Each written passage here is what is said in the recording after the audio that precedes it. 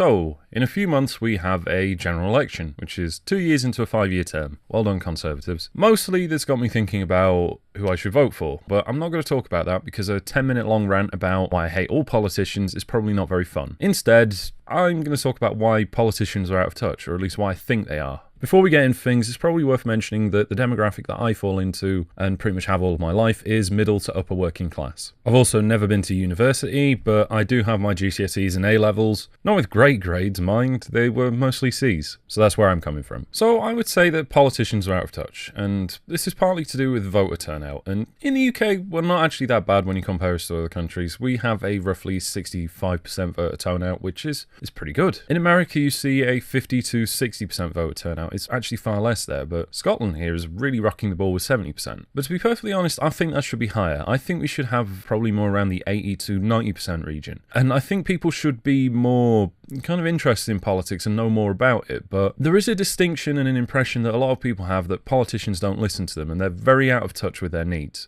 And when we look at surveys and stuff, we find that the UK is mostly working class. I mean, any society is mostly working class just because of how distribution of wealth happens naturally via capitalism, really. Not everybody can have all the money because skill sets and a bunch of other facts. It just doesn't work that way. And this, I think, leads to why politicians kind of make decisions that don't really favour the working class or their people, and this trickles down to the general feeling that they're out of touch and they don't listen to people. A lot of this is probably to do with education and the background of politicians. A lot of them are privately educated, nearly all of them have degrees, and there's a worrying number of career politicians. So they're not doing a trade, they're not like normal working people, and after the MP expenses scandal and just the sheer amount they get paid, it's a wonder that there's a disconnect between politicians and the working class. There is the odd one or two politician that does actually come from a working class background and does understand these things, but they're kind of rare. And this has an impact on their explanation of things and the laws they bring in. And they all seem to be tied to how that politician's ideology goes. In terms of conservative taxes, it's so low that it has a real crippling effect on certain areas of the country. But even then, not completely, as they recently tried to raise taxes for the self-employed. On Labour's side of things, their proposals are so high and involve so much spending that it means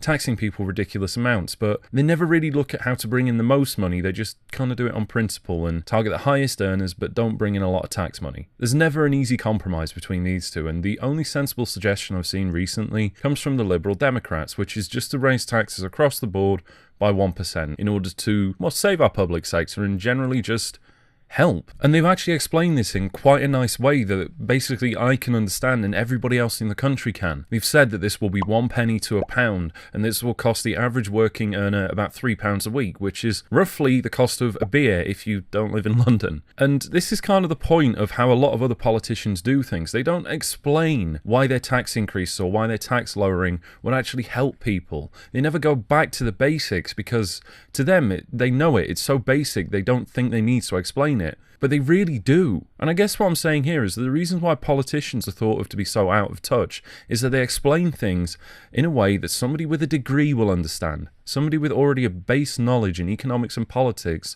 will get. And unfortunately, the rest of the country doesn't think like that, and it's something they need to take into account. Or they tell us the end goal, but never provide a simple explanation of how they're going to get there. People of the world, if you would like me as your leader, I pledge to strengthen our borders, ensure our economy is stable and bountiful, as well as to make sure we have a healthy and happy population.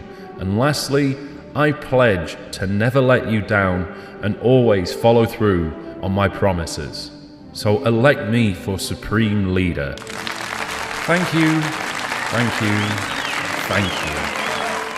Sound familiar? I've just said a load of things without saying anything, really. There's a reason why the Conservatives won in local council elections, and it's largely to do with how they've explained what they're going to do with Brexit. Out of all of them, they're the party who has said things that will appeal the most to working class people over this particular issue, whereas the other parties haven't.